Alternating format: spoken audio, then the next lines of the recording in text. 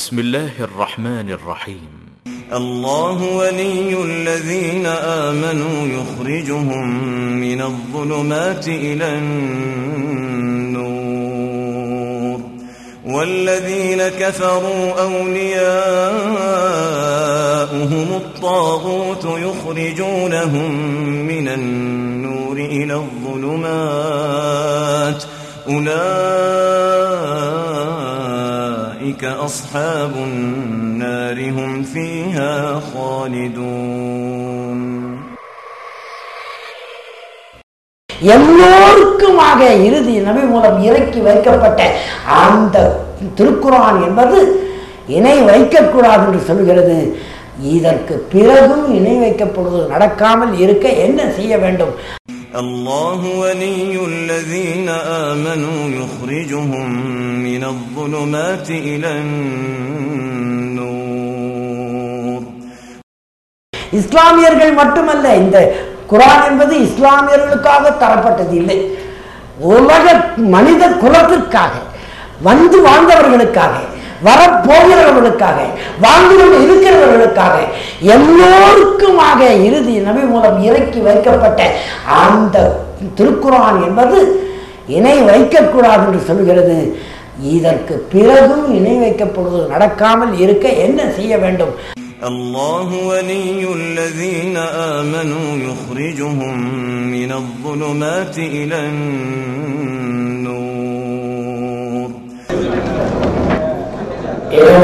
திருப்பெயரால் ஆரம்பம் செய்கின்றேன். அன்பார்ந்த பெருமக்களே, நேற்று இரவு முடிவு செய்யப்பட்டு இன்றைக்கு இவ்வளவு பேர் கூடி என்னுடைய உரையை கேட்கிற வாய்ப்பை ஏற்படுத்த முயற்சித்த எல்லா பெரியோர்களுக்கும் என்னுடைய மனமார்ந்த நன்றியை தெரிவித்துக் கொள்கிறேன். என்னை பற்றி இங்கே சொல்லப்பட்ட செய்தி ஒரு முரண்பாட்டை வெளிப்படையாக எடுத்து வைத்த செய்தி என்பதை நீங்கள் அறிவீர்கள். உங்களில் சில பேரேனும் என்னை ஏதோ ஒரு விதத்தில் அறிந்திருப்பீர்கள். தமிழர்களாக, தமிழ்நாட்டைச் சேர்ந்தவர்களாக இருந்தால் குறைந்தபட்சம் கருத்த மாவட்டத்தில் நடித்த நடிகனாவது என்னை தெரிந்து வைத்திருப்பீர்கள். தொலைக்காட்சியிலே காரசாரமாக விவாதித்து ஒரு முறை சங்கராச்சாரியார் ஜெயேந்திரர் அவர்களையும், இன்னொரு முறை இந்து முன்னணி தலைவர் ராமகோபாலன் அவர்களையும் நேரடியாக அவர்களிடமே விவாதித்து அது மிகப்பெரிய பரபரப்பை உண்டாக்கி ஒரு தமிழகத்தில் ஒரு பெரிய கொதிப்பை ஏற்படுத்திய செய்தியை ஒரு சிலர் அறிந்திருக்கக்கூடும். அடிப்படையில் நான் இந்து மதத்தில் சைவ குலத்தில் பிறந்தவன். 16 வயது வரை பக்தி வழிபட்டு வளர்க்கப்பட்டவன். 16 வயதில் கல்லூரி படிக்க சென்றபோது, புகுமுக வகுப்பில் பச்சையப்பன் கல்லூரிக்கு சென்றபோது பட்டை அடித்து நடுவில் சங்கரம் போட்டு வச்சு அதையும் தோண்டி குங்குமட்டு வைத்துக்கொண்டு தேவார திருவாசகங்களை ஓதிக்கொண்டே இருக்கிற பழக்கமுடையவனாக இருந்தனா. தந்தை பெரியார் வந்தபோது கவிதை பயிற்சி காரணமாக அவரை பாராட்டி ஒரு கவிதை எழுதி என் பேராசிரியரிடத்தில் தந்தேன். அதை பார்த்த என் பேராசிரியர், என்னுடைய பெயர் அதில் எழுதியிருந்தது, கவிதை நல்லா இருக்குது, உன் பேர் சேஷாச்சலம்னு பார்ப்பன பெயர் மாதிரி இருக்குது, இது பெரியாருக்கு பொருந்தாது அப்படின்னு அதை அடிச்சுட்டு வேற ஏதாவது பேர் போடுறான் அப்படின்னாரு. உடனே சும்மா தோன்றியது, பெரியாரை பற்றி தானே எழுதியிருக்கிறோம், புனை பெயர் தானேன்னு பெரியார் தாசன் என்று போட்டேன். அவ்வளவுதான். என் சைவம் பக்தி அதெல்லாம் மெல்ல மெல்ல குறைஞ்சி தந்தை பெரியார் பின்னாலேயே சுத்த ஆரம்பித்து அவருடைய எழுத்துக்கள், பேச்சுக்கள், அவருடைய கூட்டங்கள் என்று அலைந்து 2000 ஆண்டு வரை, 2000 வரை தந்தை பெரியாரின் கொள்கைகளை, கடவுள் மறுப்பு கொள்கையை, பார்ப்பன எதிர்ப்பை, சாதி மத ஒழிப்பை, வகுப்புரிமை பாதுகாப்பை, சமத்துவ ஆட்சி அமைப்பை தமிழ்நாடு முழுவதும் மட்டுமல்லாமல் உலகெங்கும் பரப்புகிற ஒரு தொண்டராய், அதே நேரத்தில் நான் படித்த படிப்பு சைக்காலஜி என்று சொல்லுகிற மனோதத்துவம், அதில் ஆக்ஸ்போர்ட் பல்கலைக்கழகத்தில் டாக்டர் பட்டம் பெற்றவன். இந்த கல்வியில் இருந்த அந்த ஆழத்தையும் சேர்த்து பயன்படுத்தி தந்தை பெரியாரின் கொள்கையை 2000 வரை பரப்பி வந்தவன் இந்த பெரியார் தாசன். 2000ற்கு பிறகு என்ன நடந்ததென்றால் எனக்குள்ளே ஒரு கேள்வி வந்தது. மனோதத்துவம் சார்ந்த கேள்விதான். நான் அதுவரைக்கும் சைக்கோ தெரபிஸ்ட் என்று சொல்லப்படுகிற மனோதத்துவ சிகிச்சையாளனாகவும் அந்த துறையில் உலகறிந்த ஒரு பேராசிரியராகவும் இன்று வரைக்கும் என்னை அப்படி தெரிந்தவர்கள் தான் அதிகம் உலகத்திலே. சமீபத்திலே கூட இறையருளாலே எனக்கு ஒரு பெரிய விருது கிடைத்தது. 1000 பேருக்கு மேல் தற்கொலையிலிருந்து காப்பாற்றியிருக்கிறேன் என்று இன்டர்நேஷ்னல் சைக்காலஜிஸ்ட் அசோசியேஷன் நியூயார்க் நகரத்தில் சைக்கோமெட்ரிக் அவார்டு என்று ஒரு பெரிய விருது தந்து என்னை கௌரவித்தார்கள். இவ்வளவு சிறப்புகளும் இருந்தபோதும் எனக்கு ஒரு பிரச்சனை வந்தது மனோதத்துவ ரீதியாக. அதை புரிந்து கொள்வதற்கு முன்னால் நான் என்ன வேலை செய்து கொண்டிருக்கிறேன், என் கல்வி என்ன என்பதை நீங்கள் தெரிந்து கொள்ள வேண்டும். சைக்காலஜி என்று சொன்னால் மனோதத்துவம். ஜென்ரலாக மனோதத்துவத்தை பற்றி பொதுவாக நிறைய பேர் அறிந்திருப்போம், மனத்தை பற்றிய செய்திகள் என்று. அதிலே மன பிறழ்ச்சிகள் இருக்கிறதே, டிசார்டர், அது மட்டும் 168 டிசார்டர். என் முன்னாடி இருக்கிற உங்களுக்கும் சரி, எனக்கும் சரி, உங்கள் வீடுகளில் இருக்கிற மனைவி மக்கள் எல்லோருக்கும் சரி, அந்த 168 டிசார்டரு 4 5 கட்டாயமாக இருக்கும். யாருக்கும் இல்லைன்னு சொல்ல முடியாது. இல்லாதவர்கள் 2 பேர் தான். ஒருத்தன் செத்துட்டான், ஒருத்தன் இன்னும் பிறக்கலை. இந்த டிசார்டர் என்கிற மனப்பிறழ்ச்சி இல்லாதவன் என்று யாரையும் மாறுதட்டி கொள்ள முடியாது. எல்லோருக்கும் அது இருக்கும். சரி, இருப்பது என்ன செய்யும் என்றால், கவனிங்கள், எனக்கு மாறு வலிக்கிறது என்றால் நிச்சயம் நான் சொன்னால்தான் டாக்டருக்கே தெரியும். அப்புறம் ஒரு சோதனை பண்ணி காலில் எல்லாம் எக்ஸ்ரே எடுத்து பார்த்து கண்டுபிடிப்பார் எனக்கு மாறு வலிக்குது. அதுக்கப்புறம் கண்ணு மருந்த காதில் ஊத்துற வைத்தியரெல்லாம் இருக்கிறாங்க, அதுவும் அடுத்தவன் காதில். இப்படி இது வேடிக்கையாக சொல்லலாம். ஆனால் எனக்கு மாறு வலித்தால் அது நான் சொன்னால்தான் உங்களுக்கு தெரியும். எனக்கு வயிறு வலித்தால் நான் சொன்னால்தான் தெரியும். எனக்கு காதுகளில் வலி என்றால் நான் சொன்னால்தான் தெரியும். ஆனால் எனக்கு மனத்தில் பிறழ்ச்சி டிசார்டர் என்றால் எனக்கு மட்டும் தெரியாது, மற்ற எல்லாருக்கும் தெரிஞ்சிடும். எல்லாருக்கும் தெரிஞ்சிடும். ஏன்னா என்னுடைய அணுகுமுறை மாறிப்போய்விடும், ஆட்டிடியூட். என்னுடைய பிஹேவியர், நடத்தை மாறிப்போய்விடும். என்னுடைய எமோஷன்ஸ், உணர்வுகள் கட்டுப்படாமல் போய்விடும். இந்த மூளையும் இது நடந்து முத்தி போன பிறகுதான் அடுத்தவங்களால் கண்டுபிடிக்க முடியும். ஆனால் சைக்காலஜி என்ற இந்த படிப்பு படித்தவர்கள் அது தொடங்கி இருக்கிறது ஒரு நபருக்கு என்று கண்டுபிடித்து விடலாம். அதுதான் எங்களுக்கும் மற்றவர்களுக்கும் வேறுபாடு. இந்த அளவுகோலை அப்படியே பயன்படுத்தி எனக்கு என்னமோ மன மாற்றம் ஏற்படுகிறது, மனச்சிதைவு ஏற்படுகிறது என்பதை நான் ஒரு நாள் கண்டுபிடித்தேன். டிசம்பர் 2000 டிசம்பர் 31, 1999 விடுகிற நேரத்தில் எனக்குள்ளே ஒரு மனக்குழப்பம் வந்தது. வேறு ஒன்றுள்ள நண்பர் ஒரு கேள்வியை கேட்டார். இயல்பிலேயே ஒருவன் இறைமறுப்பாளனாக இருக்க முடியாது பெரியாதாசன் சொன்னார். அவரும் நானும் 1ஆம் வகுப்பிலிருந்து 14ஆம் வகுப்பு வரை ஒன்றாய் படித்தவர்கள். அப்படி படித்தவர்கள் நாங்கள் ஒரு வகுப்பு தோழர்களாய் 4 பேர் இருந்தோம். அதில் ஒரு சுவாரஸ்யமான செய்தி என்பதனாலே சொல்கிறேன். நான் பெரியார்தாசனாகிவிட்டேன், நாத்திகன். அந்த 4 பேரில் என் பெயர் சேஷாச்சலம். இன்னொருவர் கல்கி பகவானாக ஆகிவிட்டார். என்னோட படித்த 4 பேரில் அவர் ஒருவர். நெகமம் என்ற பகுதியிலே கல்கி பகவான் என்று புகழ்பெற்று இருக்கிறார். இன்னொருவர் தமிழ் அருவி மணியன் என்று ஆனவர், தெய்வசிகாமணி. இன்னொருவர் சிராஜுத்தீன் பாகவி என்று இங்கே அபுதாபியிலே சமய தலைவராக இருக்கிறார். 4 பேரும் 4 கோணத்திலே இருக்கிறோம்.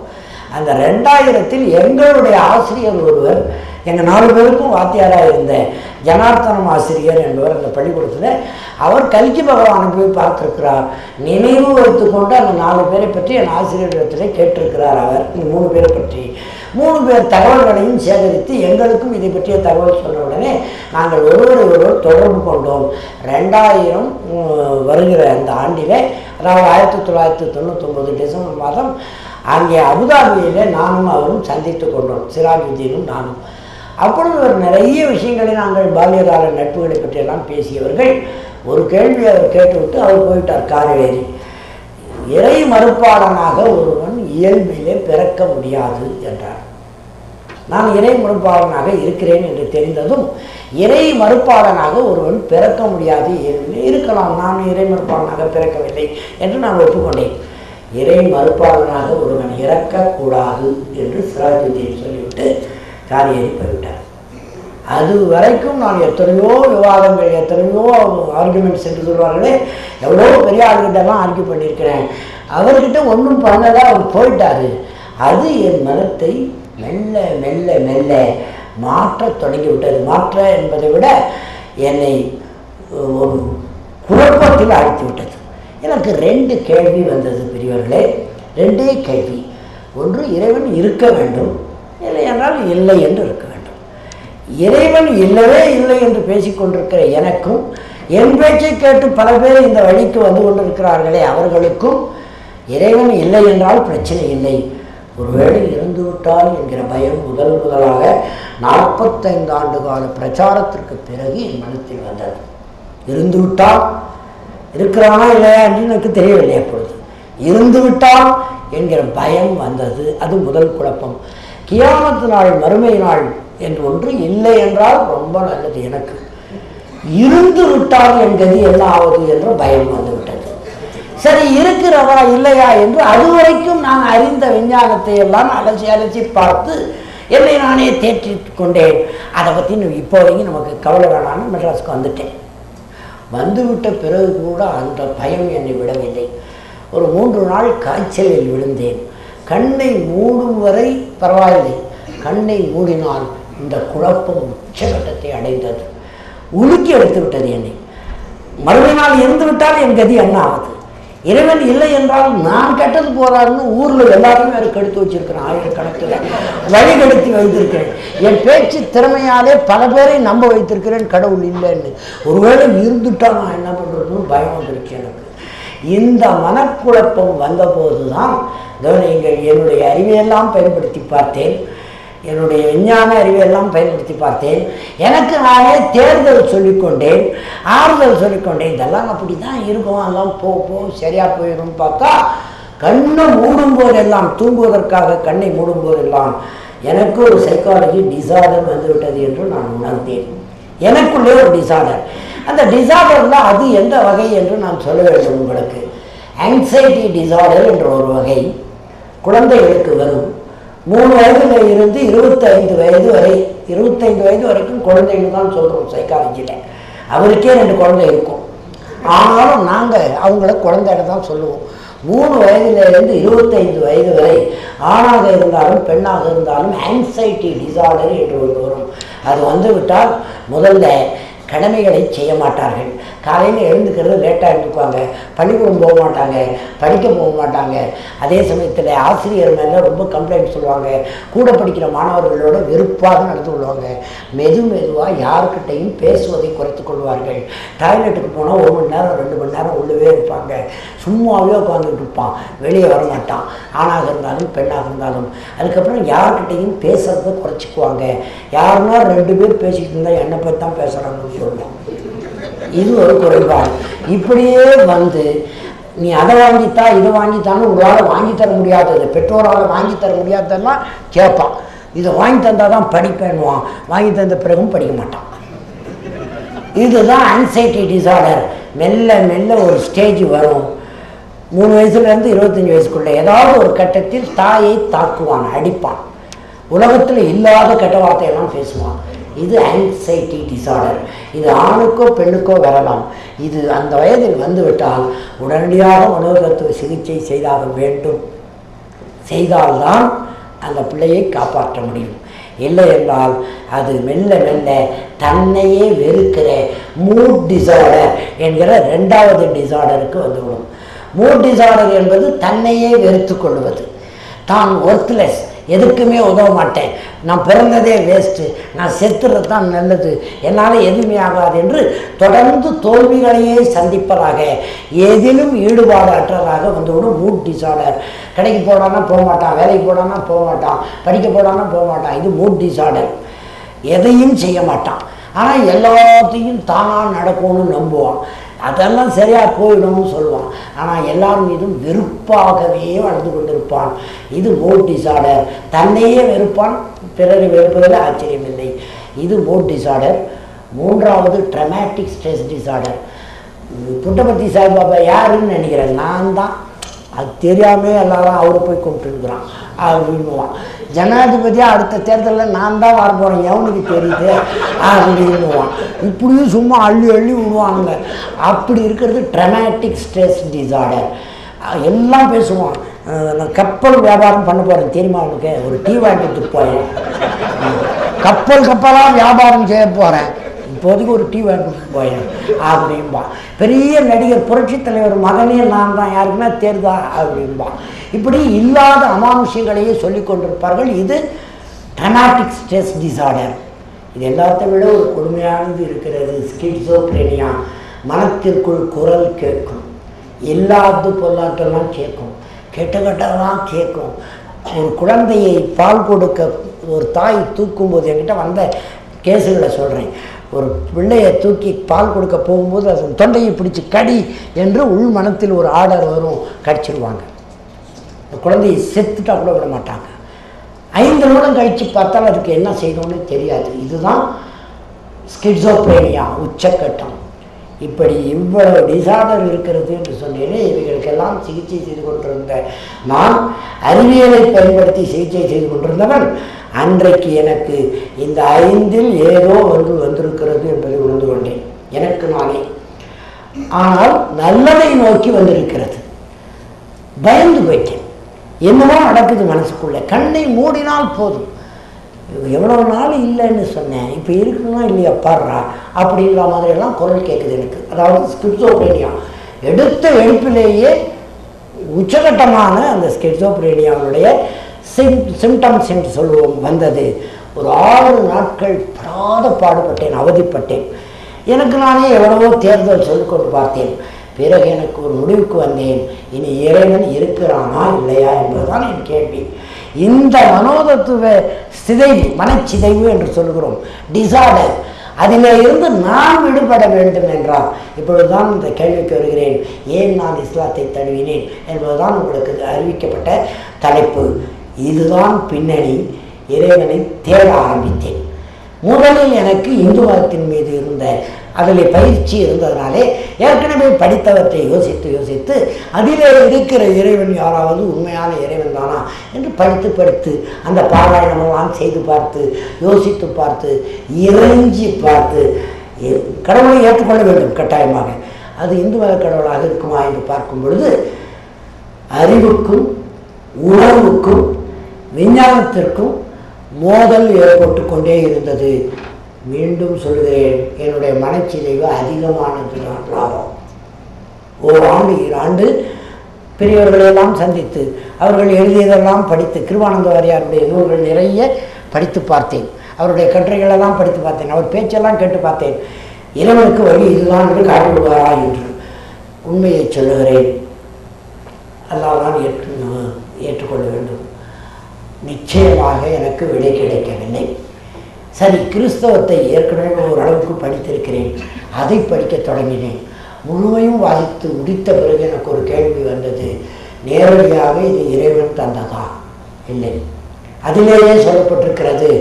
இறைவனுடைய தூதர் ஈசா நபி என்று சொல்லப்படுகிற ஜீசஸ் கிரைஸ்ட், அவருக்கு அவர் சொன்னவற்றை பிற்காலத்தில் யார் யாரோ தொகுத்து தந்தார்களே தவிர நேரடியாக இறைவனிடமிருந்து புதிய ஏற்பாடு வரவில்லை. பழைய ஏற்பாட்டில் இந்த மனித குலம் ஏற்றுக்கொள்ளக்கூடிய விஷயங்களாக ரொம்ப இல்லை, அதிகம் இல்லை என்று நான் ஒரு முடிவுக்கு வந்தவுடனே இதுவும் என் பிரச்சனையை தீர்க்காது என்று தெரிந்தபோது, பாக்கி இருப்பது எது என்று நீங்கள் அறிவீர்கள். திருக்குறானுடைய மொழிபெயர்ப்பை IFTயிலே போய் வாங்கி கொண்டு வந்து, அதுக்குள்ளே என்ன நடந்தது என்றால், நான் இந்த நாத்திக பிரச்சாரம் செய்து நிறுத்திவிட்டேன். இந்த சிக்கல்களுக்குள்ளே இந்த மனச்சிதைவிலிருந்து வெளிப்படுவது தான் என் நோக்கம், வேறு எதுவுமே இல்லை. இறைவன் இருக்கிறானா இல்லையா எனக்கு கேள்விக்கு விடை தெரிந்தாக வேண்டும். இருக்கிறான் என்றால் அது யார்? அவனை நான் ஏற்றுக்கொள்வது எப்படி? இல்லை என்றால் ரொம்ப நல்லதாக போச்சு, நான் ஜெயிச்சிட்டேன்னு அர்த்தம். இறைவன் இல்லைன்னு எனக்கு பூரணமாக தெரிஞ்சு போட்டா 45 வருஷம் என் பிரச்சாரம் சரியாக தான் பண்ணியிருக்கிறேன்னு அர்த்தம். ஒரு வேளை இருந்துட்டா எங்களுக்கு என்ன ஆகுறது? அப்போ தேட வேண்டும். அப்படி தேடினால் அவன் என்னை ஏற்குமாறும் அல்லது நான் அவனை ஏற்றுக்கொள்ளுமாறும் ஒரு இறைவன் யார் என்பதை அறிகிற அந்த ஆர்வம்தான் இங்கே கொண்டு வந்து நிறுத்தியது. திருக்குரானை அந்த மொழியிலே, அது இறங்கிய மொழியிலே அறிவதற்கு எனக்கு வாய்ப்பில்லை என்றாலும் முழுமையாக அந்த மொழிபெயர்ப்பை அதை பற்றிய குறிப்புகளை எல்லாம் தொடர்ந்து படித்து கொண்டே வந்தேன். அந்த காலத்தில் இந்த நத்தை வீட்டுக்குள்ளே இருப்பது போல, ஆமை ஓட்டுக்குள்ளே இருப்பது போல என்னை நானே ஒடுக்கிக் கொண்டேன். சினிமாவில் நடிப்பது, தொலைக்காட்சியில் பேசுவது, மற்ற வர்த்தக ரீதியான விஷயங்களிலே ஈடுபடுவது, உலகெங்கும் இந்த கவுன்சிலிங் செய்வது, இதெல்லாம் செய்து கொண்டிருந்தேன். எல்லா நாடுகளுக்கும் பறந்து கொண்டிருந்தேன். ஆனால் மேடைகளிலே இந்த சப்ஜெக்ட், அதாவது இறை மறுப்பு பேசிக்கொண்டிருந்தேனே, அதை மட்டும் முழுமையாக நிறுத்தி கொண்டேன். எப்போ 2000 ஆரம்பித்து ஓரிரு ஆண்டுகளை நிறுத்திவிட்டு திருக்குரானை வாசிக்க ஆரம்பித்த பிறகு மொத்தமாக அதை மெதுவாக படித்து அந்த விமர்சனங்களை எனக்கு புரிந்த வரையில் அதில் இருக்கிற விமர்சனங்களை படித்து புரிந்து கொண்டு 2-3 முடிவுக்கு வந்தேன் பெரியவர்களே.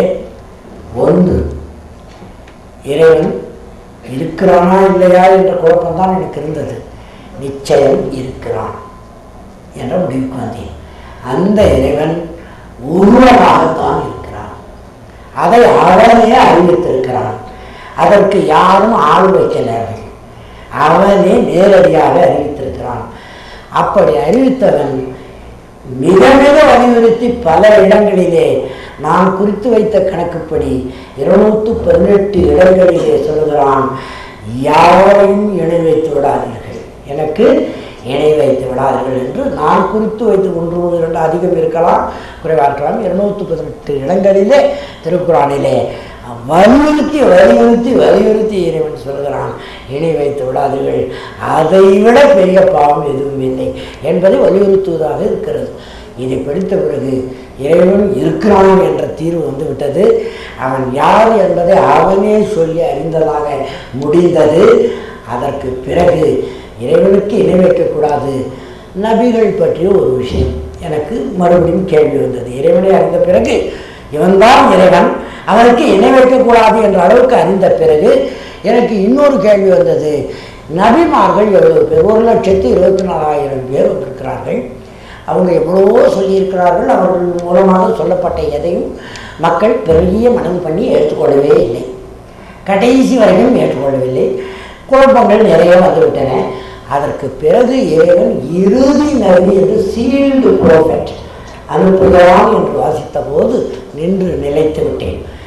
என்னை சுற்றி எத்தனையோ கடவுள்களை பார்த்தவன் நான். நிறைய பேர்கிட்ட சண்டைக்கு போயிருக்கிறேன், பல கடவுள்கள்கிட்ட. ஒரு முறை தன்னை கடவுள் என்று சொல்லிக்கொண்ட ஒருவருக்கும் எனக்கும் விவாதம் நடந்தபோது, அவருடைய பெயர் சொல்லுவதை தவறில்லை என்று நினைக்கிறேன், என்னுடைய நண்பர் அவர் சிவசங்கர் பாபா. அவர் கடவுள் என்று பல பேர் நம்புகிறார்கள். அவரே தன்னை கடவுள் என்றார்.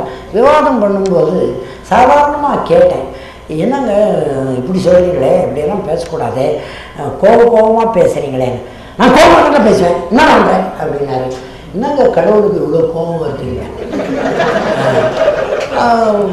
அவர் அதுக்கு மேலே கோவப்பட்டாங்க. இன்னும் கிண்டல் பண்ணியாடா அப்படின்னாரு. டிவியில் ஒளிபரப்பாகிட்டே இருக்குது. வேர்த்துது அவருக்கு, ரொம்ப விசிறிக்கிட்டாரு. என்னங்க கடவுளுக்கு போய் வேர்க்குது.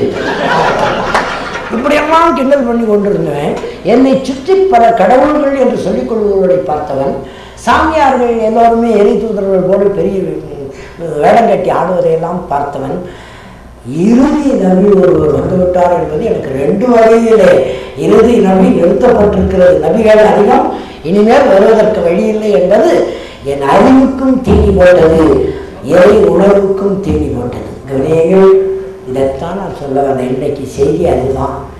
என் இறை உணர்வுக்கு அது எப்படி தீனி போட்டது என்றால், அப்பா இறைவனுக்கு இணை வைக்கிறதுக்கு மக்களை தயார்படுத்துகிற ஆள் சீல்டு, இனிமேல் ஆள் இல்லை, இறுதி நபி வந்தாச்சு.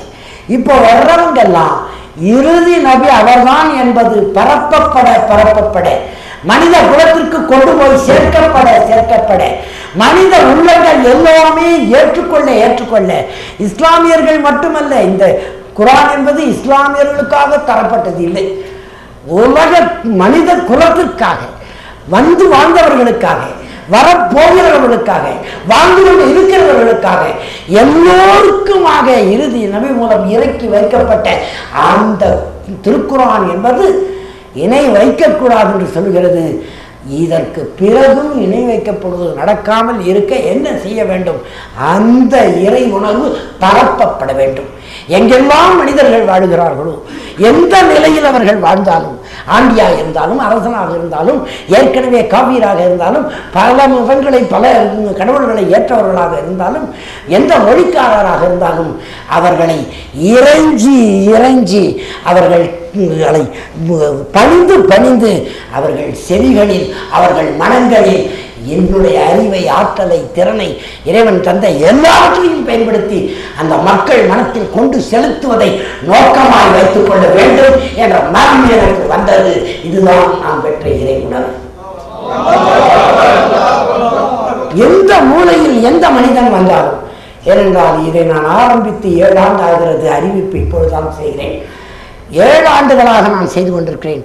என்னை நாடி வருகிறேன் எந்த சமூகத்தை சார்ந்தவர்களாக இருந்தாலும், அவர்களுக்கு ஸ்கிட்சோப்ரேனியா வந்து விட்டாலும் சரி, ஓசிடி அப்சசிவ் கம்பல்சிவ் டிசார்டர் என்று ஒரு பெரிய பெண்களுக்கு அதிகமாக வரும், ஆண்களுக்கு குறைவாக வரும், 20 வயதுக்கு மேற்பட்ட பெண்களுக்கு வரும். கழுவுனதையே கழுவுவாங்க, முழுவதையே முழுவாங்க, நினைச்சதையே நினைப்பாங்க, சோப் போட்டு கை கழுவிட்டே இருப்பாங்க, திருப்தி அடைய மாட்டாங்க, எல்லா இடத்துலையும் கிருமி இருக்குது, சுத்தமே இல்லைன்னு சொல்லுவாங்க. அவங்க சுத்தமாக இருக்க மாட்டாங்க, தலைவார மாட்டாங்க, பல் தேய்க்க மாட்டாங்க, எப்பவும் விரக்தியாக இருப்பாங்க, யாரை பார்த்தாலும் வெறுப்பாங்க, கோவப்படுவாங்க. புருஷனை போய் குளிச்சுட்டு வாங்குவாங்க, எத்தனை முறை குளிச்சுட்டு வந்தாலும் தொடமாட்டாங்க. அவர்கள் மனதிலே வெறுப்பு மட்டுமே அண்டி இருக்கும். அந்த ஓசிடியை சரி பண்ணுறதுக்கு என்கிட்ட நான் சொல்லுவேன், உங்களுக்கு எதிரிகள் ஜாஸ்தி ஆகிட்டாங்களா இல்லையா? ஆமான்வாங்க. அதுதான் காரணம். அவர்கள் மனத்தில் எல்லாருமேலேயும் வெறுப்பு வரும். யாராவது கொஞ்சம் தொல்லை கொடுத்துருப்பாங்க, மாமியாரோ நாத்தனாரோ ஓரவத்தியோ தொல்லை கொடுத்துருப்பாங்க. இதை மன பிம்பத்தில் பெருசாக்கி எல்லோரும் தனக்கு எதிரின்னு வாங்க. அப்பொழுது நான் சொல்லுவேன், கடவுள் உங்களை எதிர்க்கிற எல்லா பேரும் எழுதுங்க வரிசையானுமே.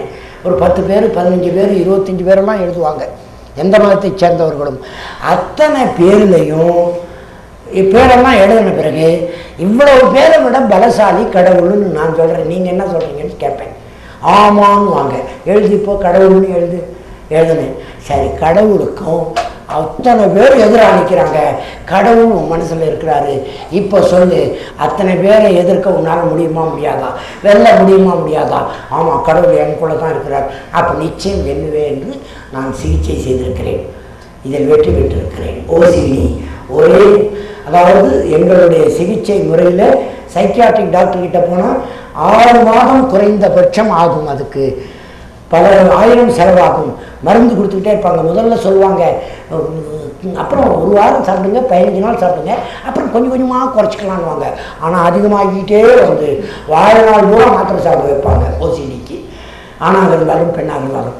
இப்போ கவனிங்க, 1.5 மணி நேரத்தில் இந்த பிரச்சனையை தீர்க்கும் புதிய முறையை கண்டுபிடித்தேன். இது இறைவனை கொண்டு வந்து அங்கே சேர்த்தது தான். கடவுளை கொண்டு வந்து சேர்த்த உடனே என் பிரச்சனை எளிதாகி போச்சு. கடவுளை எதிர்த்து யார் என்ன பண்ண முடியுமா? மாமியார் ஏதாவது பண்ண முடியுமா? கடவுளை எதிர்த்து அந்த நாத்தனார் ஏதாவது பண்ண முடியுமா? கடவுளை எதிர்த்து அவன் புருஷன் ஏதாவது பண்ண முடியுமா? எல்லாத்தையும் கடவுள் பார்த்துக்குவார், உள்ள வச்சுக்கோ அப்படின்னு சொல்லுவேன். இப்படியே ஓசிடி, ஸ்கிட்சோப்ரேனியா இதையெல்லாம் சரிப்படுத்த தெரிந்து கொண்டேன். இந்த பயிற்சியின் காரணமாக ஒன்றை புரிந்து கொண்டேன். என்னை சரிபடுத்தி கொண்ட இந்த இறையுணர்வு பயன்பட்டது. இந்த இறையுணர்வு என்னிடம் வரும் பேஷண்ட்ஸ், நோயாளிகளை சரிப்படுத்த பயன்பட்டது. மனித குலத்திற்கே இதை கொண்டு போய் சேர்க்கும் ஆபத்துப்படியை ஏற்றுக்கொள்ள வேண்டும் என்ற உணர்வு எனக்குள்ளே வந்தது. அது வந்த பிறகு இது இறை உணர்வு. இன்னொரு பக்கம் நபிகள் நாயகத்தினுடைய வாழ்க்கையை படிக்க படிக்க படிக்க நான் எத்தனையோ பெரிய பெரிய இவர்களுடைய இதெல்லாம் படித்திருக்கிறேன். பல நாயன்மார்கள், ஆழ்வார்கள் வாழ்க்கை வரலாறுகள் எல்லாம் படித்திருக்கிறேன். அதனுடைய கடைசியில் பைபிளும் படித்திருக்கிறேன், ஈசா நபியின் வரலாற்றை எல்லாம் படித்துவிட்டு கடைசியாக நபிகள் நாயகத்தின் வரலாற்றை முழுமையாகவும் மன தூய்மையோடும் எனக்காக என் மனத்தை சரி செய்து கொள்வதற்காக நான் படிக்கத் தொடங்கிய போது ஒரு இடத்தில் வந்து நின்றேன். அவர் அழகிய முன்மாதிரி. ஆம், வாழ்க்கையில் தான் திருக்குறானில் இறங்கியவற்றை, அந்த இலக்கியத்தை, ஈடு இணையற்ற அந்த இலக்கியத்தை மக்களாலே வாழ்ந்து காட்ட முடியுமா என்ற ஐயம் நிச்சயம் எல்லா மனிதனுக்கும் ஏற்படும். ஏனென்றால் உயர்ந்தவற்றுள்ளெல்லாம் உயர்ந்ததாய், எல்லையற்றதாய், வந்து இறங்கிய தேதியிலே இருந்ததற்கு முன்னிருந்த அத்தனை நபிகளுக்கும் சொல்லப்பட்ட செய்திகளின் சாரமாய் இனி உலக எல்லை வரையிலே, உலகம் முடிய போகிற நாள் வரையிலே, மறுமை நாள் வரையிலே வழிநடத்தக்கூடிய அவ்வளவு பெரிய திருக்குறான் வாழ்ந்து காட்ட முடியுமா என்ற ஐயம் வந்துவிட்டது என்று வையுங்கள். அதனால் என்ன பயன்? வேறு எத்தனை இலக்கியங்களை நீங்கள் எடுத்துக்கொள்ளலாம், சமய இலக்கியங்களை. வாழ்ந்து காட்ட முடிகிறதா என்று கேட்டால் முடியவில்லை என்று கேட்டுக் கொள்கிறார்கள். முடியும் என்று முழுமையாய் வாழ்ந்து காட்டிய நபிகள் நாயகம் ஸல்லல்லாஹு அலைஹி வஸல்லம் ரசூலுல்லாஹ்வுடைய வாழ்க்கை ஒரு அழகிய முன்மாதிரி.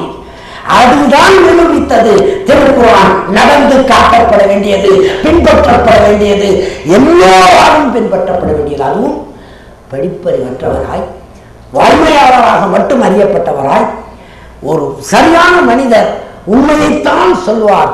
அவரே சொல்லியிருக்கிறார், நான் எதை சொன்னாலும் நீங்கள் நம்புவீர்களா? ஆம், நீங்கள் எதை சொன்னாலும் நம்புவோம். இதோ இந்த நிலைக்கு பின்னாலே என்ன நடக்கிறது என்று நீங்கள் பார்க்கவில்லை. குதிரைப்படை வீரர்கள் வந்து கொண்டிருக்கிறார்கள் என்று சொன்னால் நீங்கள் நம்புவீர்களா? ஆம், நாங்கள் பார்க்கவில்லை என்றாலும் நீங்கள் சொன்னால் நம்புவோம் என்றார்கள். அதற்கு பிறகுதான் அவர் சொல்ல ஆரம்பித்தார் என்று படிக்கிறோம். அப்படி வாய்மையாளராக இருந்தாரே தவிர பெரிய அறிவாளியாக அறியப்பட்டவரா, படிப்பாளியாக அறியப்பட்டவரா, உச்சகட்டத்தில் இருந்தது அன்றைய வரலாற்றில். இவர்களுடைய இலக்கியம், அரபு மொழியின் இலக்கியம் உச்சகட்டத்தில் இருந்தது. உலக இலக்கியங்களில் சிறந்த இலக்கியம் அரபிய இலக்கியம் தான். அதுவும் திருக்குர்ஆன் இறங்கிய அந்த காலத்தில் இவர்களுடைய மொழியில் உலக மொழிகளோடு ஒப்பிட்டு பார்க்கையில் எந்த மொழியிலும் இல்லாத அளவிற்கு சொற்கள், ஒக்கபுலரி என்று சொல்லுகிறோமே, லட்சக்கணக்கில் ஒரு பொருளுக்கு 1000 சொற்கள், 2000 சொற்கள் எல்லாம் இருக்கிற ஒரே மொழி அரபு மொழி, மிகச்சிறந்த மொழி. அந்த மொழியை முற்றிலும் அறிந்தவர் இல்லை. எளிமையான மனிதர், சாதாரண வணிகர், அதே சமயத்தில் படிப்பறிவில்லை என்று சொன்னவர், வாய்மையாளராக மட்டும் இருந்தவர். இறைவன் அவரை தேர்ந்தெடுத்தான். தான் இறக்கிய திருக்குர்ஆன் அனைத்தையும் வாழ்ந்து காட்ட வைத்து நமக்கு மனிதருக்கு கொண்டு தந்தான் என்ற செய்தியை அறிந்த போது, இதை படித்து முடித்த போது நான் முடிவுக்கு வந்தேன். சரியாக சொல்ல வேண்டும் என்றால் 2008 நான் முடிவுக்கு வந்தேன். என்னை நான் இஸ்லாமியனாக அறிவித்துக் கொள்ள வேண்டும். இந்த கடமைகளை ஏற்றுக்கொள்ள வேண்டும். இறைவனுக்கு இணை வைக்கப் போவதில்லை. இனிமேல் ரசூலுல்லாஹ் தான் இறுதி தூதர் என்பதிலே எனக்கு எந்த ஐயமும் இல்லை. இந்த இரண்டையும் ஏற்றுக்கொண்டேன். கலிமாவை பிறகு தொழுகையை நிறைவேற்ற வேண்டும். அது ஏனென்றால் தொழுகை என்பதற்கு 2 நோக்கம். ஒன்று, இறைவனோடு நான் என்னை தொடர்புபடுத்திக் கொள்கிறேன். என்னை பார்த்து அல்லது அடுத்தவர் ஒருவர் இதையே செய்யும் பொழுது ஒரு சமூகமாகவே மெல்ல மெல்ல நாம் அனைவருமே இறைவனை நோக்கி போகிறோம். அதற்குத்தான் தொழுகை எல்லோரும் சேர்த்து செய்வது என்பதை நான் புரிந்து கொண்டு தொழுகையை நிறைவேற்ற விரும்பினேன். அடுத்ததாக சக்காத்து கொடுப்பதை பற்றி நீங்கள் நிச்சயம் அறிவீர்கள். ஏனென்றால் உலகத்தில் வறுமையை போக்க வேண்டும் என்றால் மேட்டை வெட்டி பள்ளத்தில் போடுவதாலே முடியாது. அதெல்லாம் போட்டு போட்டு பார்த்து அந்த நாடே இப்போ இல்லாமல் போயிடுச்சு. அதுக்கு இருந்த நாடுகள் அப்படி மேட்டை வெட்டி பள்ளத்தில் போட்டு எல்லாம் பண்ணி பார்த்துட்டு கடைசியில் பார்த்தா எங்கடா நாடே காணும் இல்லையா? அது மாதிரி எல்லாம் ஆகிடும். ஆனால் மனம் வைத்தால் இறைவன் கொடுத்ததை நான் அனுபவிக்கிறேன். அதிலே இன்னொருவருக்கும் கொடுப்பதற்கு மனம் ஒரு கட்டாயப்படுத்துகிறது இஸ்லாம் என்றால் இதை ஏற்றுத்தான் ஆக வேண்டும் சக்காத்தை. அடுத்தது நோன்பு என்பது உங்களுக்கு தெரியும். அது உங்ககிட்ட நான் விளக்கி சொல்லக்கூடாது. அதை நான் ஏற்றுக்கொண்ட விதம் என்னவென்றால், கடவுளுக்காக இதை செய் அதை செய் என்ற விதிமுறைகள் சொல்லும் பொழுது எதை செய் என்றாலும் எப்பொழுது செய் என்றாலும் செய்ய தயாராக இருக்கும் அந்த ஈமானை நிறைவேற்றி காட்ட ஒரு வழிதான் நோன்பு என்று நான் புரிந்து கொண்டேன். இதை செய் அதை செய் என்றது சொல்லும். எதற்கு செய்யறது, எப்போ செய்யறது, எப்படி செய்யறது, யார் செய்யறது, கேள்வி எழுப்பதை குறைத்துக் கொள்வதற்கு பேர் நோன்பு. வீண் பேச்சு பேசக்கூடாது. இந்த பணிவு வேண்டும் என்பதுதான் நோன்பு என்பதை நான் புரிந்து கொண்டேன். நோன்பு சமயத்தில் நம்மளால் அதிகம் பேச முடியாது, என்ன பேசக்கூடாது இல்லையா? அந்த நோன்பு திறக்கும் போது பார்த்தோம் எவ்வளவு ஓட்டம் ஓடுவோம், எவ்வளவு அலைவோம். எதுக்கு? அந்த உணவுக்கு. அந்த உணவின் அருமை, அதை அழித்த அல்லாஹ்வின் பெருமை, இந்த ரெண்டையும் நான் அறிகிறேனோ இல்லையோ என் வழியில் அறிய செய்வது அந்த நோன்பு என்று நான் புரிந்து கொண்டேன். ஆக அந்த நோன்பு. அடுத்தது ஹஜ். ஹஜ் என்கிற கடமை ஊருக்கெல்லாம் சொல்லிட்டு செய்யறது, ரகசியமாக ஒழிப்பு எழுத்தில்லை. ஊருக்கெல்லாம் சொல்லிட்டு ஹஜ் கடமைகளை நிறைவேற்றுவது. அப்படி நிறைவேற்றும் பொழுது என்ன நடக்கும் என்றால், நம்ம ஊரில் நடந்தது தான். 1962 அந்த ஆண்டில் வாழ்ந்தவர்களுக்கு பெரியவர்கள் யோசிப்பாங்க. மொத்தம் 25 பேர் தான் சென்னையில் இருந்து ஐயப்பாவுக்கு கோயிலுக்கு போனவங்க. வெறும் 25 பேர்.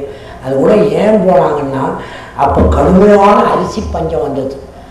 அவங்க கேரளத்து மலையாளிகள் என்ன திட்டம் போட்டாலும் தெரியல, திடீர்னு ஐயப்பான்னு ஒன்று உண்டாக்கி கொண்டாந்து காட்டிட்டு நம்ம அரிசியை நம்ம தலைமையிலேயே வச்சு தூக்கிட்டு நம்ம ஊர் அரிசி. அன்னைக்கு கொஞ்சம் பேர் தான் போனாங்க. அப்போ நாங்கள்லாம் கிண்டல் பண்ணோம். அப்போ நாங்கள்லாம் இந்த கொள்கைக்காரங்க இல்லையா, இதோ போடுறோம் கிளம்பிட்டானுங்க அரிசியை தூக்கிக்கிட்டு. இவன் போயெல்லாம் என்ன ஆகுது? ஆனால் ஆண்டுக்காண்டு ஒருவரை பார்த்து ஒருவர், ஒருவரை பார்த்து ஒருவர், ஒருவரை பார்த்து ஒருவர் இன்னைக்கு லட்சக்கணக்கில் பயணம் செய்து கொண்டிருக்கிறார்கள். நீங்கள் அறிவீர்கள். இதை அப்படியே பொருத்தி பார்த்தது என் மனம். ஹஜ் என்பது ஏன் செய்ய வேண்டும்? இந்த இறைவன் ஏகன்தான், அவனுக்கு இணை வைக்கக்கூடாது. ரசூலுல்லாஹ் இறுதி நபி. அவர் காட்டிய, அதாவது இறைவன் காட்டிய திருக்குர்ஆன் வழியிலே வாழ்க்கை நடந்தால் மறுமையிலே கியாமத் நாளிலே அவன் சொன்னபடி ஆகுமானவற்றை செய்தால் தப்பித்துக் கொள்ளலாம், ஆகாதவற்றை செய்தால் நிச்சயம் கூலி உண்டு. அதற்கேற்ற கூலி. ஆகுமானவற்றை செய்தால் சொர்க்கம் நிச்சயம். அந்த சுவனத்தில் நமக்கென்ற ஒரு இடத்தை இறைவன் அளிப்பான் என்கிற அந்த நம்பிக்கையை நாம் பெற்றதை பிறரும் பெறச் செய்வதற்கு ஹஜ் யாத்திரையை பகிரங்கமாக செய்ய வேண்டும்.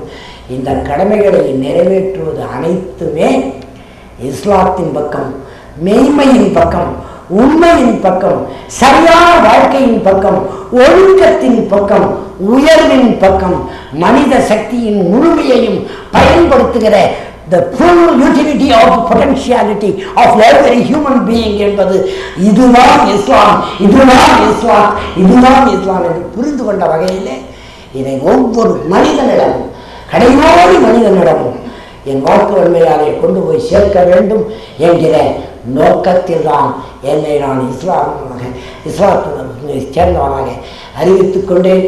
இறைவன் அப்படி என்னை பயன்படுத்தி கொண்டான். ஒரு நாத்திகன் தமிழகத்தில் இப்பொழுது செய்தி அறிந்தவர்களுக்கு தெரியும். ரெண்டு பக்கமும் ரெண்டு விதமான கிளர்ச்சி. ஒரு பக்கம் இஸ்லாமியர்கள் சந்தோஷப்பட்டு கொண்டிருக்கிறார்கள், இன்னொரு பக்கம் என்ன நடக்குதுன்னே தெரியல. ஒரு என்னமோ பயங்கரவாதி, ஜிகாத் பயங்கரவாதி பெரியார் அரசு ஒழியன்னு காலையில் சென்னையில் போஸ்ட் ஒட்டியிருக்காங்க.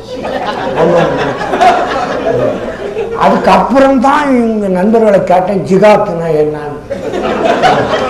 ஏன்னா நான் சக்காத்தோடு நின்று நான் ஜிகாத்துக்கு வரல. ஏன்னா என்ன மாதிரியே தான் ஆயிஷா அலியும் கேட்டாங்களாம், பெண்கள் மட்டும் ஜிகாத்து பண்ணக்கூடாதா, நீங்களே போனால் எப்படின்னு. அவர் சொன்னாராம், சண்டை இல்லாத ஜிகாத் 2 இருக்குது, அதை நீங்கள் செய்யுங்க ஸல்லல்லாஹு அலைஹி வஸல்லம். அந்த சண்டை இல்லாதது தான் ஹஜ்ஜும் இன்னொன்று சக்காத்தும் இல்லையா? அதுபோல் நான் அதோடு நிறுத்திக்கலான்னு தான் பார்த்தேன். அவங்க சென்னையில் போஸ்டர் அடித்து அழைப்பு விடுத்திருக்கிறார்கள், நீ வரும்போது சும்மா வராதடா, சண்டைக்கும் வாங்குற மாதிரி என்னை அழைச்சிருக்கிறாங்க. இன்ஷா அல்லாஹ் என்ன நடக்கும் என்று எனக்கு தெரியவில்லை. இறைவன் முடிவெடுக்கட்டும். ஆனால் இந்த கருத்துக்களை பகிர்ந்து கொள்ள எனக்கு தந்த வாய்ப்பை நிறைவு செய்கிற வகையில் சொல்கிறேன். ஒரு மனோதத்துவ பயிற்சி என்னை ஒரு குழப்பத்தில் கொண்டு போய் நிறுத்தியது. அந்த குழப்பத்திற்கு தெளிவை இறைவன் இருக்கிறான் என்ற செய்தி தான் தர முடியும் என்றால் அதை எனக்கு திருக்குறான் தந்தது. அந்த ஒரு இறைவன் ஏகன், அவனுக்கு இணை வைக்கிற பாவம் ஒருவரும் செய்யக்கூடாது என்கிற உறுதி எனக்கு வந்தது. அவனால் அனுப்பப்பட்ட இறுதி நபி, 1,24,000 நபிகளுக்கு இறுதியாக சீல்டு புறப்பட்டாக அனுப்பப்பட்டவர் நபிகள் நாயகம் ஸல்லல்லாஹு அலைஹி வஸல்லம். அவர்கள் அழகிய முன்மாதிரி. அவர்கள் வாழ்க்கையை பயிலும் போது அதிலே 1% நடந்து கொண்டால் கூட சுவனத்திலே எனக்கு நிச்சயம் இடம் இருக்கும் என்ற நம்பிக்கையை எனக்கு அது தருகிறது. எனவே இந்த செய்தியை உங்களிடம் பகிர்ந்து கொள்ள கிடைத்த வாய்ப்பை போல் இன்றைக்கு இது தொடக்கமாக கொள்கிறேன். இன்ஷா அல்லாஹ் நான் மௌத்தாகிற வரையில் இதுதான் என் பணி என்று என் மனம் முடிவு செய்திருக்கிறது. இறைவன் நாடினால் இதை நான் செய்வேன். உங்களுக்கெல்லாம் என்னுடைய செல்வாத்துக்கள். உங்களுடைய குடும்பத்தை பற்றி மக்கள் கொஞ்சம் கேட்குறாங்க. எனக்கு மனைவி வசந்தான்னு பேர். அவர்கள் பெயர் பாத்திமா என்று மாற்றப்பட இருக்கிறது. எனக்கு 2 மகன்கள். ஒருவர் பெயர் வளவன், டாக்டர், மெடிக்கல் துறையில் இருக்கிறார். இன்னொரு பார்சலோனாவில் ஸ்பெயினில் படிச்சுட்டு HIV துறையில் ஒரு நிபுணராக இருக்கிறார். எங்கள் சென்னையிலேயே தான் இருக்கிறார். இப்போது மருமகள் வாலண்டினா, அவங்க அப்பாவுக்கு என் மருமகளுடைய தந்தைக்கு என் தலைமையிலே திருமணம் நடந்தது 25-30 வருஷத்துக்கு முன்னால். அவங்க மகளையே என் மகனுக்கு திருமணம் செய்தேன். அதுக்கும் நான் தான் தலைவராகினேன். எனக்கு 2 பேத்திகள். அவங்களால எனக்கு மகன்கள் தான், எனக்கு பேத்திகள் 2 பேர். ஒருத்தர் மேடம் சியூரின்னு பேர் வச்சுருந்தேன், அந்த விஞ்ஞானியின் பேரை. இன்னொரு குழந்தை 1 வயசு, அதுக்கு திருக்குறள்னு பேர் வச்சுருந்தேன். அவங்க 2 பேரும் குழந்தைகளாக இருப்பதனாலே என் மார்க்கத்தை ஏற்றுக்கொள்ள செய்வது எளிதாக இருக்கிறது என்பதனால் ஒன்று ஆயிஷா, இன்னொன்று ஆமீனா. என் மனைவி பாத்திமா. அந்த பிள்ளைகளும் மருமகளும் மட்டும் நான் பை சான்ஸ் இஸ்லாமியன் அல்ல, பை சாய்ஸ். அதே போல அவர்களும் பை சான்ஸ் வர வேண்டும், பை சான்ஸ் வரக்கூடாது. திருக்குரானை ஓதச் சொல்லியிருக்கிறேன். நபிகள் நாயகம் ஸல்லல்லாஹு அலைஹி வஸல்லம் வாழ்க்கையை படிக்கச் சொல்லியிருக்கிறேன்.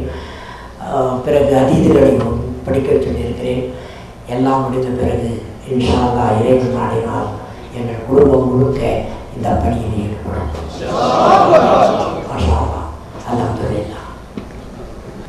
சகோதரர் அப்துல்லா அவர்கள் எங்களுடைய மனதையும் பொறுக்கக்கூடிய முறையிலே அவருடைய வாழ்க்கையில் நடந்த சில வரலாறுகளை பகிர்ந்து கொண்டார்கள். நான் 2 செய்திகளை சொல்லிவிட்டு இந்த இடத்தை இந்த நிகழ்ச்சிக்கு முடிவு கொண்டு வர விரும்புகிறேன். காரணம் என்னவென்றால் அவர்கள் இப்போது ரியாத் செல்ல வந்திருக்கிறது, அவர்களுடைய விமானத்துக்குரிய நேரம் நிலைக்கு கொண்டிருக்கிறது. அதனால் 2 செய்திகளை உங்கள் மத்தியிலே பகிர்ந்து கொள்ள விரும்புகிறேன். ஒன்று முஸ்லீம் சகோதரர்களுக்கும், அடுத்து முஸ்லீம் அல்லாத சகோதரர்களுக்கும். நீங்கள் பிறப்பிலேயே ஏற்றிருக்கக்கூடிய இந்த மார்க்கம் இருக்கிறதே உங்களுக்கு அப்படியே ஃப்ரீயா வேலை செய்யும். சகோதரர் அவர்கள் இஸ்லாத்துக்கு வந்தார்கள் என்றால் சாதாரண விஷயம் அல்ல, ஒரு சாதாரண ஒரு மகன் அல்ல, உலகமே அறிந்த ஒருவர். இது அவர்களுக்கு அங்கே பெரிய எதிர்ப்புகளும் சுவரொட்டிகளும் அவருடைய வீட்டுக்கு முன்னால் எதிர்ப்பு போராட்டங்களும் நடந்து கொண்டிருக்கிறது. நீங்கள் எல்லோரும் உங்களுடைய தொழுகைகளிலே, தனிப்பட்ட நேரங்களிலே, ரஹஜத்திலே துஆ செய்யுங்கள். அல்லாஹ் அவருக்கு ஈமானிலே உறுதியை கொடுக்கட்டும். அல்லாஹ் அவருக்கு அவரை முழுமையான ஒரு முஸ்லிமாக வாழ்ந்து மரணிக்க தோல்வி செய்யட்டும். உங்களுக்கு கேட்கிறேன், நீங்கள் உங்களுடைய இஸ்லாத்தை படிக்க வேண்டும், பின்பற்ற வேண்டும். அவர் எங்களை பார்த்து வரவில்லை, எங்களை பார்த்து இஸ்லாத்துக்கு வரவில்லை. அவர்கள் குர்ஆனை படித்து வந்திருக்கிறார்கள். ஆகவே இவர்களுக்கு வந்திருக்கக்கூடிய இவ்வளவு தைரியம், இவ்வளவு ஈமான் உறுதி நமக்கு வர வேண்டும். நாமெல்லாம் என்னுடைய பெருமையை தெரியாதவர்கள். பிறந்த அந்த தாய்க்கும் தந்தை, முஸ்லிமான தாய்க்கும் தந்தைக்கும் பிறந்த காலத்தில் தான் முஸ்லிமாக இருக்கிறோம். அவர்கள் அழைந்து இருந்தார்கள். ஆரம்பத்தில் இந்துவாக இருந்தார்கள், பிறகு நாத்திகராக இருந்தார்கள், பிறகு புத்த மதத்தை படித்தார்கள். அவர்களுக்கு விடை கிடைக்கவில்லை. விடை கிடைத்திருந்தார்கள். கடைசியிலே குர்ஆன் விடை அளித்திருக்கிறது. ஏன் உங்களுக்கு அந்த குர்ஆனை படித்து அந்த இவர்கள் பெற்ற வழியை பெறக்கூடாது? நாம் எத்தனை பேர் கோரிகளாக வாழ்ந்து கொண்டிருக்கிறோம். உண்மையானவர்களாக வாழுங்கள். இன்னும் இவர்களை போல எத்தனையோ அப்துல்லா உருவாக இருக்கிறார்கள். இன்ஷா அல்லாஹ். முஸ்லிம் அல்லாஹ் சகோதரர்களே, உங்களுக்கு ஒரு நான் கேள்வி வைக்கிறேன். நாம் உங்களுடைய மூளை செலவு செய்ய வரவில்லை. அவர்கள் சொன்ன கருத்துக்களை நீங்களும் ஆராய்ந்து வாழுங்கள். உங்களுக்கு வேண்டுகோள், பணிவான வேண்டுகோள், மறுபடி இருக்கிறது. இன்ஷா அல்லாஹ் இறைவன் ஒருவன் தான், அவன் அல்லாஹ் தான். சில நேரத்தில் நீங்கள் யோசிக்கலாம், அவர்கள் சொல்லக்கூடிய முஸ்லிம்கள் சொல்லக்கூடிய இறைவன் அல்ல, நாம் சொல்லக்கூடிய அந்த கடவுள்தான் கடவுள் என்று நீங்கள் நினைக்கலாம். நீங்கள் நினைப்பது போன்றதான் பிரச்சனை இல்லை. ஆனா நீங்கள் நினைப்பதற்கு மாறாக நாம் சொல்லக்கூடிய இஸ்லாம் சொல்லக்கூடிய அந்த இறைவன் அந்த அல்லாஹ் தான் கடவுள் என்று இருந்தால் உங்களுடைய நிலை என்ன? மறுமை இருக்கிறது சொல்கிறோம். மீண்டும் அல்லாஹ் நம்மை எழுப்புவான். மறுமையில ஒரு நாள் இந்த உலகம் அழிக்கப்படும். அங்கே எல்லா மக்களும் ஆறு நபியிலிருந்து கடைசியாக வாழ்ந்து மரணிக்கக்கூடிய மனிதரும் எழுப்பப்படுவார்.